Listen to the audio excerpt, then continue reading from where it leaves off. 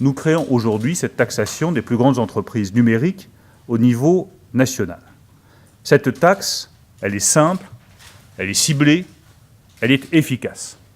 Elle est simple puisqu'elle aura un taux unique, 3% sur le chiffre d'affaires numérique réalisé en France. C'est exactement la même base que le projet que nous portons à l'échelle de l'Union européenne. Bruno Le Maire, à l'instant même dans cette émission, qui a présenté ce mercredi matin en Conseil des ministres un projet de loi sur la taxation des géants du numérique. Voilà, nous en parlons dans cette émission. Idrissa Condé, vous l'avez suivi avec nous, justement, le ministre de l'économie qui annonce des taxes contre justement à l'encontre justement des entreprises, des grandes firmes numériques. Pour vous aujourd'hui, est-ce que c'est une façon juste de redorer le blason de la présidence française face justement à cette question de manifestation des Gilets jaunes en France? Oui, je crois que le grand débat national en France a permis quand même d'écouter le peuple. Et donc, je pense qu'aujourd'hui, le gouvernement du président Emmanuel Macron et du Premier ministre Édouard Philippe est dans l'obligation de prendre en considération les réalités françaises aujourd'hui. Le trop plein de fiscalité, le fait que des particuliers payent trop d'impôts, justement, pose des problèmes. Et ça motive d'ailleurs toute la contestation menée par les Gilets jaunes en France. Donc aujourd'hui, la taxe sur le numérique des grandes sociétés multinationales est très importante. Pourquoi? Parce que cette taxe qui est l'équivalent de 9% pour justement les multinationales qui ne sont pas européennes par rapport aux multinationales européennes qui ont un taux de taxation de 23%. Donc quand vous prenez Apple, vous prenez Google, vous prenez Facebook, ce sont des multinationales non européennes. Donc Bruno Le Maire pense qu'il faut les taxer à hauteur de au-delà de 9% pour quand même engranger de l'argent parce que ces multinationales du numérique, justement, j'ai vu dans l'article publié justement sur leparisien.fr que ce taxe allait passer au-delà de 9% parce qu'actuellement, les multinationales européennes sont taxées à hauteur de 23% et que d'ailleurs, c'est un projet européen. Ce n'est pas qu'un projet français, mais au niveau de l'Union européenne, déjà, c'est un échec. Les gens n'arrivent pas à s'entendre et Bruno Le Maire, justement, a des difficultés aujourd'hui à défendre ce projet au niveau européen. Mais déjà en France, compte tenu de la contestation populaire avec le mouvement des Gilets jaunes, on veut quand même écouter le peuple français qui s'est exprimé sur l'injustice fiscale. Les gens se sont plaints. L'injustice fiscale, justement, la population a battu le pavé pour ce problème il y a quelques mois, encore en France, dont aujourd'hui, justement, nous parlons des Gilets jaunes. Pour vous, aujourd'hui, au-delà de cet aspect de manifestation sociale, pour vous, est-ce une manière de rattraper d'autres sources de revenus parce que quand même le Brexit est imminent?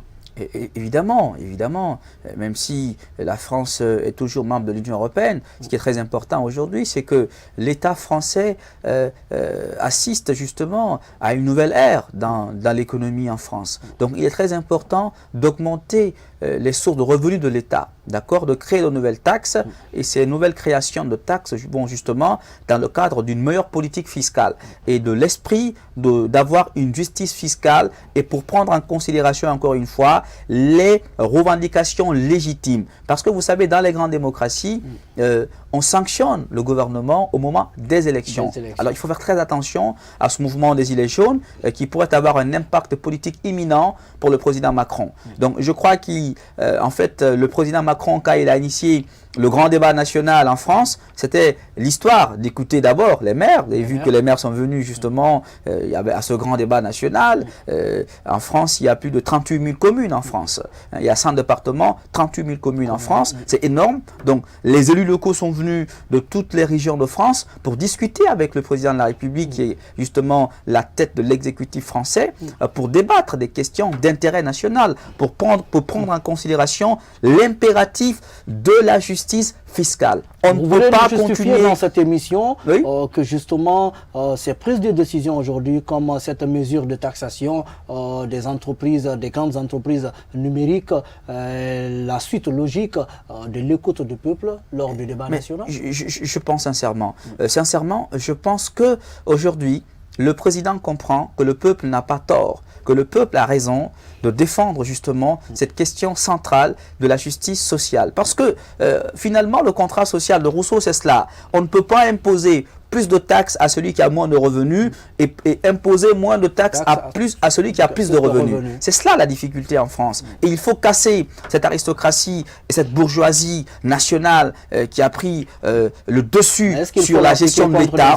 Il faut l'appliquer. Je pense que de toutes les façons. Vous l'avez dit à l'entame de cette... Oui, c'est une multinationale. Quand vous prenez Apple, vous prenez Google, vous prenez Facebook, c'est vrai que ce ne sont pas des multinationales européennes, c'est des multinationales américaines dans la globalité. Mais aujourd'hui, c'est un premier pas. On attend de voir la suite justement de la politique fiscale de Bruno Le Maire. On attend de voir la suite, mais déjà c'est un pas important vers la justice sociale. Français? Je ne pense pas. Je pense que c'est une politique publique de l'État et la politique fiscale de l'État est déterminée par le ministère des Finances et également le ministère du Budget. Et je pense aujourd'hui que dans cette politique d'imposition fiscale, Bruno Le Maire tient compte justement de ce qui peut être fait immédiatement pour peut-être avoir de l'argent. Il ne faut pas voir seulement le caractère non européen de ces multinationales, il faut voir plutôt le chiffre d'affaires et les montants perçus par ces grands du numérique, par ces géants du numérique. Ils se font énormément d'argent et on estime qu'ils doivent quand même contribuer justement à équilibrer la fiscalité française. À renflouer les caisses justement de l'État français. Mais pour vous aujourd'hui, déjà nous parlons de cette mesure de taxation de ces entreprises numériques. Est-ce que cela ne va pas justement permettre ou bien contribuer à faire fuir ces investisseurs étrangers comme l'a toujours défendu Emmanuel Macron?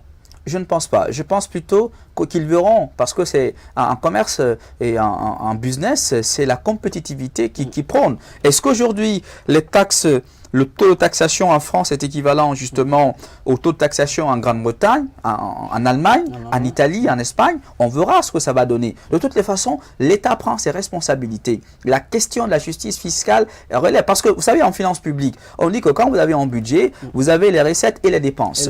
Quand vous n'avez pas de recettes, comment pouvez-vous dépenser? Il faut avoir des dépenses, des recettes suffisantes pour ensuite pouvoir financer les dépenses. C'est ce qui fait aujourd'hui que le gouvernement a des difficultés à financer certaines dépenses. Vous voulez financer des dépenses, mais vous n'avez pas de recettes. Et en termes budgétaires, vous avez un déséquilibre budgétaire. C'est qu'il fausse complètement votre prévision budgétaire. Donc, il est de la responsabilité de l'administration fiscale et économique d'avoir un budget prévisionnel et de s'assurer que les sources justement de revenus de ce budget sont conformes justement à l'assiette fiscale. Et l'assiette fiscale, au fur et à mesure que le champ fiscal grandit, doit pouvoir s'exécuter. C'est une imposition obligatoire qui est perçue par l'État pour ensuite reverser cet argent dans l'exécution de la mission de service public. Oui, mais sauf que si l'on se rappelle très bien, avant le mouvement des Gilets jaunes, le président français défendait encore, disons, les riches. C'est ce que dit la presse. C'est ce que dit la presse, justement. Oui. Pour vous, aujourd'hui, commencer déjà à taxer de plus belle ces grandes entreprises, est-ce que cela ne va pas occasionner ici la fuite, justement, de ces entreprises déjà installées en France? Je pense que si Bruno Le Maire avance un chiffre de 9%, c'est pas fait au hasard. C'est un calcul qui est bien fait. Certainement, ils ont dû comparer l'environnement en Europe, justement par rapport aux pays voisins, les concurrents directs de la France. Les concurrents directs de la France dans l'Union européenne, c'est l'Allemagne, c'est l'Angleterre, c'est l'Italie, c'est l'Espagne. Donc il faut comprendre que ce ne sont pas... C'est des techniciens. Le ministre Bruno Le Maire, quand même, est un technicien de l'économie. Donc il a des services techniques compétents. Il y a des services techniques compétents au ministère français de l'économie.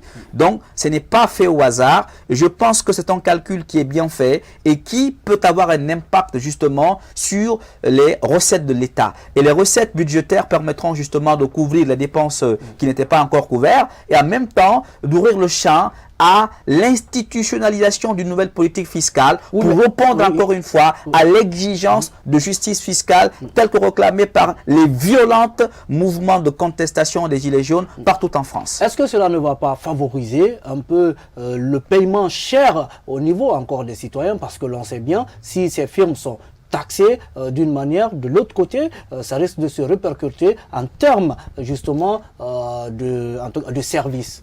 Pourtant, la population. Pour l'instant, on verra ce que ça va donner. Mais je pense que de toutes les façons, ces entreprises doivent payer pour le surplus d'intérêts engrangés dans le système économique français. Voilà. Voilà, mesdames et messieurs, nous arrivons à la fin de cette émission. Idrissa Condé, merci d'être passé. C'est une obligation et bonsoir à nos téléspectateurs. Allez, on se retrouve demain pour un autre numéro de votre émission Analyse. Bonsoir chez vous.